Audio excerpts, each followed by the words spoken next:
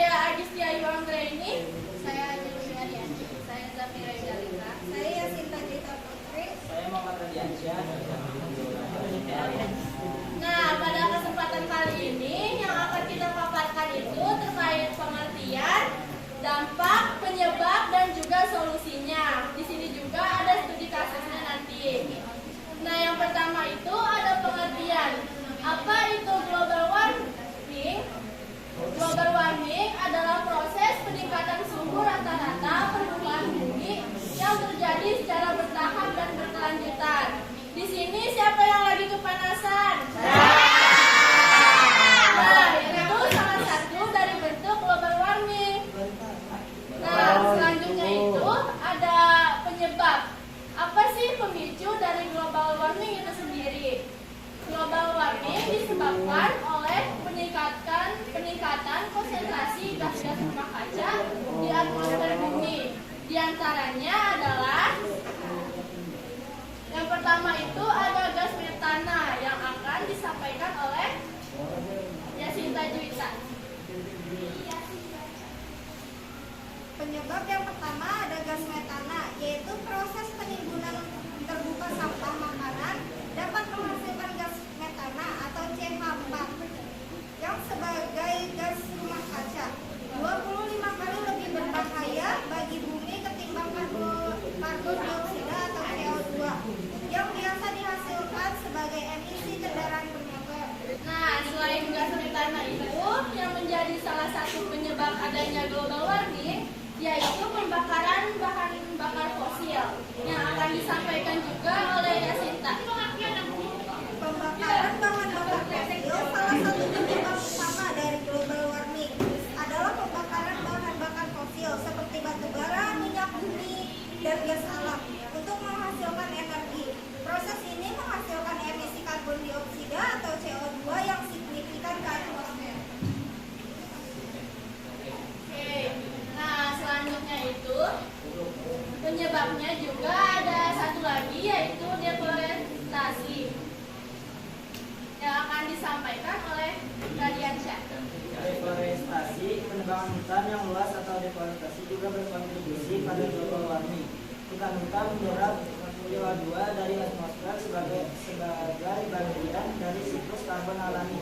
Ketika hutan ditebang, CO2 yang sebelumnya disimpan dalam pohon dilepaskan ke atmosfer. Nah, ternyata masih ada salah satu nih faktor penyebab dari global warming yaitu yang ada di sehari-hari kita, AC, yang akan disampaikan oleh Radiansyah juga. Adaptivity adalah suatu bahan kimia yang diproduksi untuk berbagai kebutuhan peralatan rumah tangga seperti AC atau pendingin ruangan dan kulkas. Zat kimia ini dapat menghilangkan lapisan ozon. Nah, berlanjut ke materi yang selanjutnya yaitu dampak apa saja yang akan dihasilkan oleh global warming. Ini di sini ada satu studi kasusnya yaitu salah satu kebakaran hutan belum lama ini terjadi di tahun 2023 yaitu di sekitaran daerah Sumatera yang akan disampaikan oleh Ajeng. Kualitas udara tidak sehat di Kota Palembang akibat kabut asap merupakan dampak dari kebakaran hutan dan lahan yang terjadi di Sumatera. Hal ini berdampak pada meningkatnya jumlah penderita ISPA di Provinsi Sumatera Selatan. Satuan Tugas Kebakaran Hutan dan Lahan Jambi itu menyebutkan sepanjang 2023 telah terjadi kebakaran hutan dan lahan seluas 229,54 hektar di wilayah mereka. Dan Satgas Karhutla Provinsi Jambi, Irjen TNI Supriyono menyebutkan masalah itu kebanyakan disebabkan tindakan masyarakat yang membuka lahan dengan membakar hutan. Dari hal tersebut menyebabkan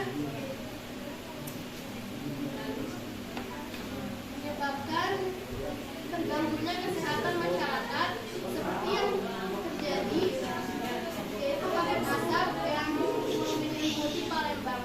Kepala Dinas Kesehatan Sumatera Selatan Trisna Muharwan mengatakan terjadi peningkatan 4.000 kasus ISPA dalam sebulan sejak Juli hingga Agustus 2023. Sedangkan di Jambi dalam 5 hari pertama September telah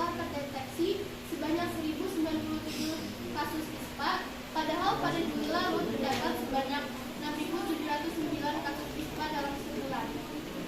Nah, selain dari kasus kebakaran tersebut, ada juga nih dampak lainnya dari global warming yang akan disampaikan oleh Syahrir. Dampak lainnya yaitu ada kerugian ekonomi dengan berbagai spesies hidup, kenaikan suhu, polusi, kenaikan permukaan laut, risiko kesehatan dan kekeringan dan kesulitan hidup. Nah, lalu apa sih yang bisa kita lakukan untuk mengatasi global warming tersebut? Hal ini akan disampaikan secara lebih lanjut oleh Syahrir. Nah, yang harus dilakukan adalah mengurangi jejak karbon, menghemat energi transportasi, berkelanjutan dan daur ulang. Kedua, ada edukasi dan kesadaran. Ketiga, pengenalan tentang global warming.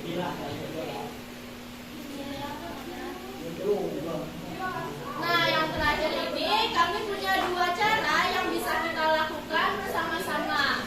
Yang pertama itu ada reduce, reuse, dan recycle yang akan disampaikan oleh Zafira. Reuse berarti menggunakan kembali sampah yang masih dapat digunakan untuk fungsi yang sama ataupun fungsi lainnya. Reduce berarti mengurangi segala sesuatu yang mengakibatkan sampah. Dan recycle berarti mengolah kembali atau daur ulang sampah menjadi barang atau produk baru dan bermanfaat. Nah, yang terakhir itu tadi kan ada pembakaran bahan bakar fosil ya. Hal itu bisa kita gunakan energi alternatif lain, yaitu menggunakan biogas, biodiesel, dan bioetanol. Ketiga hal ini akan disampaikan oleh Zafira. Bioetanol, biodiesel, dan biogas adalah jenis biofuel.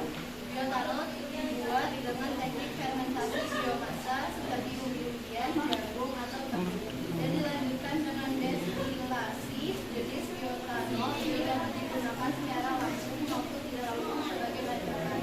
Biodiesel adalah minyak dari ikan atau hewan yang sudah dipakai sebagai alternatif atau digabung dengan minyak solar untuk mobil dan armada industri dengan mesin diesel.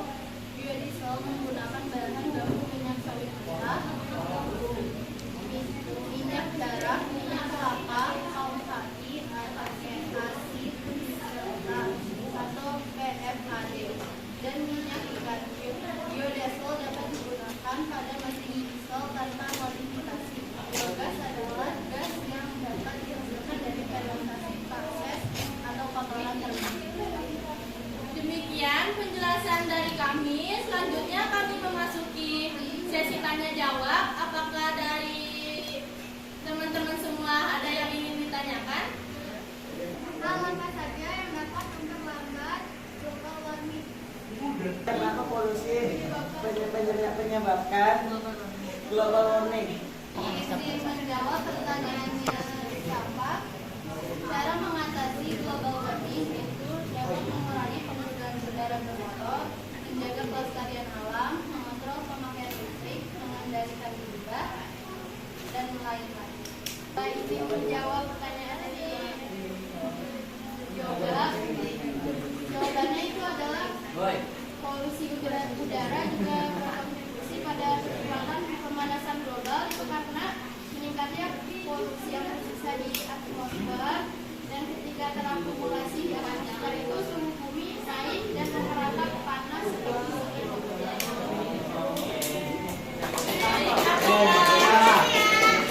Jawaban dari kami sudah jelas. Jelas. Gas banget. Oke, kalau begitu gantian dari kami yang akan menyampaikan pertanyaan kepada teman-teman semua.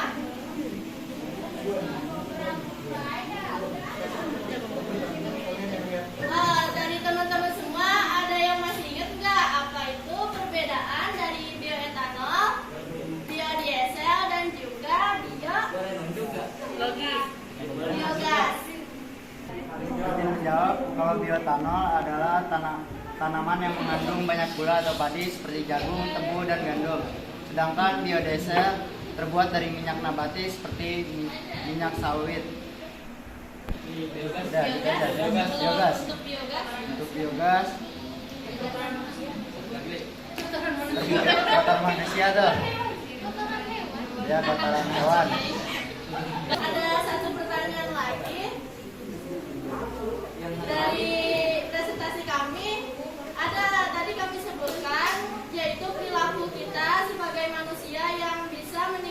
global warming. Ada yang masih ingat nggak? Itu kayak misalkan membakar sampah di ruang terbuka, terus menggunakan motor karena kan asap motor menghasilkan gas CO2, terus lalu menggunakan AC karena di PPT tadi ada AC.